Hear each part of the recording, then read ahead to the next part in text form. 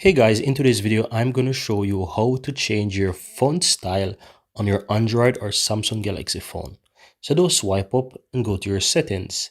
Then you want to scroll all the way down to where you find display, tap on that. Then scroll down again to where you find font size and style, tap on that. Now here you will see font style guys, and currently mine is set to default. I can tap on that and I can choose between a few options here. You have the default, I have the Samsung one, and I also have like the Gothic, Bold and Roboto, right? So you can simply click between the three of them and choose whichever one you like. On top of that, if you'd like to get even more fonts, you can simply tap on download fonts. Now from here, all you have to do is just go ahead and find a font that you want to download. Keep in mind that there are quite a lot of fonts that you need to pay for, but you can go ahead and tap on the top free. So here I'm going to go ahead and choose, for example, Cool Jazz, tap on that, and I'm going to install this font right here.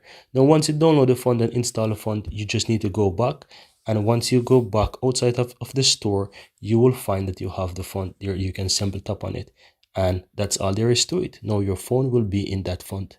Very easy and very simple.